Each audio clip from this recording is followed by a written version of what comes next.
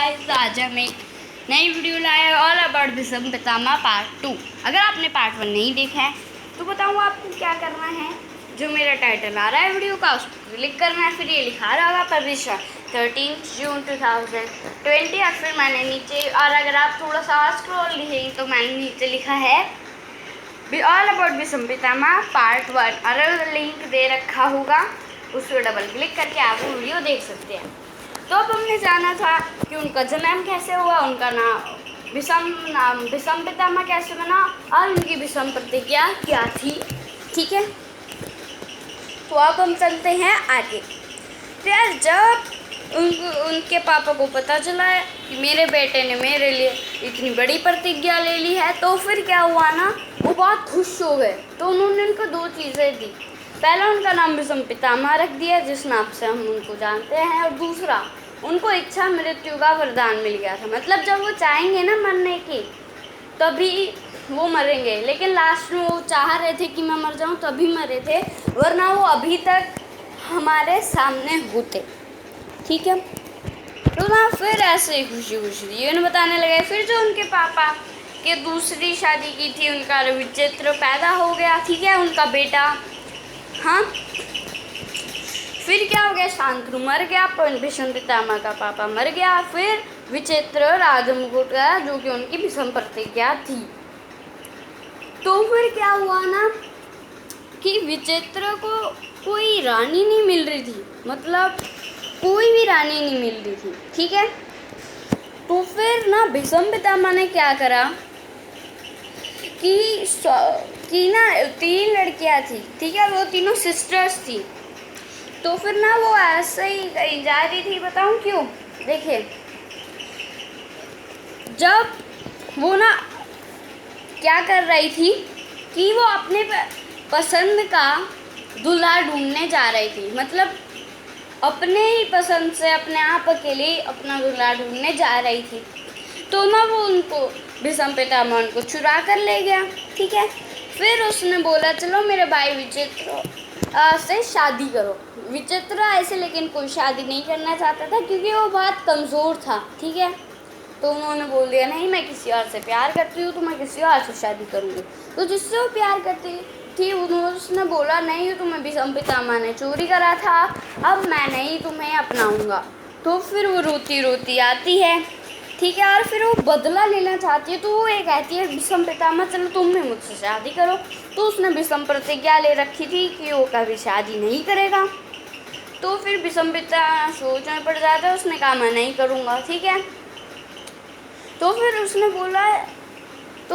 बोला अच्छा तुमने मुझे चुराया तो उसने मुझे नहीं अपनाया, अब तुम भी मुझे नहीं अपना रहे, ये तो गुनाह है ना। तो फिर भीष्म पितामह ने कुछ नहीं कहा और बोला तुम जाओ। फिर उसने बदला लेने के लिए यह बोला कि मैं अगले जन्म में तुम्हारी मौत का कारण बनूंगी। फिर ऐसा होता है। तो फिर अब बहुत टाइम बीत जाता है। फिर विचित्र जो था ना भीष्म पितामह का भाई, वो धृतराष्ट्र और पांडु का जन्म देता है। धृतराष्ट्र अपने दुर्योधन वगैरह को जन्म देता है। ठीक है, और जो पांडु होता है वो कुंती से और अपनी दूसरी दोनों रानियों से पांडव पैदा कर देता है। ठीक है, तो फिर ना वो युद्ध की परिस्थितियाँ बन जाती है, वो उनको हस्तिनापुर नहीं लौटाना चाहते थे। ठीक है, तो फिर युद्ध होता है। भीष्म पितामह क्या करता है ना, अपने शूरवीर की तरह, देखिए शूरवीर की तरह क्या करता है ना, वो 9 दिन में पांडवों की 75% सेना को ख़त्म कर देता है, मतलब मार देता है। ठीक है गाइस, तो फिर क्या होता है जब वो ऐसा मार देता है ना उसकी पूरी सेना को, तो फिर ना कृष्ण अर्जुन के टूटे हुए रथ का पहिया निकालता है और फिर टाइम को रोक देता है, और उसमें बस भीष्म पितामह हिल सकते थे और कृष्ण जी ही हिल सकते थे। तो कृष्ण को समझाता है ऐसा मत करो, ये अधर्म है, तुम अच्छे आदमी हो इसलिए तुम्हें वरदान मिला था। ठीक है, तो ऐसा ही होता रहता है। पहले मैं बता दूं, अगर आपको ये चाहिए कि महाभारत में दुर्योधन का वध कैसे हुआ, कर्ण का वध कैसे हुआ, परिस्थितियाँ क्या थी जिससे महाभारत हुआ, तो मैं उसके लिए कल वीडियो डाल दूंगा।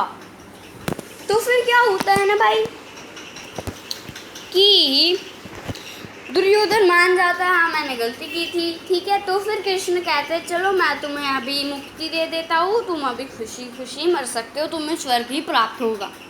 तो फिर भीष्म पितामह कहते हैं नहीं, मेरा वध तो शिखंडी ही करेगा। अब शिखंडी कौन था? देखिए वो, अगर मैं बताऊँ, ऊपर से एक लड़की था और वो अपने नीचे से मतलब पैरों से था एक लड़का। अब वो कौन था बताओ? वो वही था अम्बाहन जी, मतलब जिसके साथ भीष्म पितामह ने एक बहुत ही गलत काम करा होता है, जो चुराता है ना वही। अगर आप भूल गए हैं तो आप वीडियो को पीछे करके देख सकते हैं, ठीक है। तो फिर ना उसने अलग अलग जन्म में बहुत प्रार्थना की थी कि मैं इस भीष्म पितामह को मारूंगा, ठीक है। तो फिर महादेव उसको ये वरदान दे देते हैं और फिर वो आ जाता है युद्ध में। फिर ना भीष्म पितामह ने यह प्रतिज्ञा ली और भी ली थी कि वो युद्ध भूमि में किसी भी लड़की के ऊपर प्रहार नहीं करेगा, मतलब बाण नहीं चलाएगा। तो आधी तो लड़की थी, तो उसने अपने जितने भी बाण और तलवार थी वो सब फेंक दी, ठीक है। तो फिर ना वो बोल रहा था भैया मुझे मारो, अर्जुन, युधिष्ठिर, सहदेव, नकुल, भीम से बोल रहा था मुझे मारो। पहले तो 5 एक साथ बाण चला के उसके दिल पर वार कर देते हैं, ठीक है। फिर अर्जुन एक तीरों की छैया लाता है जिससे वो तीरों की बरसात होती है। भीष्म पितामह पूरा घायल हो चुका होता है, ठीक है। तो भीष्म पितामह तब भी इतने बाणों के बाद भी वो जब तक युद्ध खत्म होता है तब तक वो जीवित ही रहता है, क्योंकि उसको देखना था कि कौन जीतता है।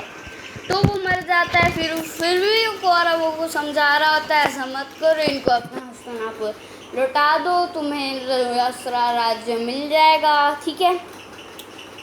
तो ऐसा होता है, लेकिन फिर कौरव नहीं मानते और फिर ऐसे युद्ध होती रहती है और पांडव जीत जाते हैं। और फिर जैसे ही पांडव जीत जाते हैं भीष्म पितामह बहुत खुश होता है और फिर मर जाता है। तो यार यही थी इनकी कहानी। उम्मीद है आपको पसंद आई होगी। इस वीडियो को एक लाइक कर देना यार, भीष्म पितामह की इस अच्छी व्यक्ति और इस ताकतवर शरीर के लिए। तो थैंक्स फॉर वॉचिंग गाइस।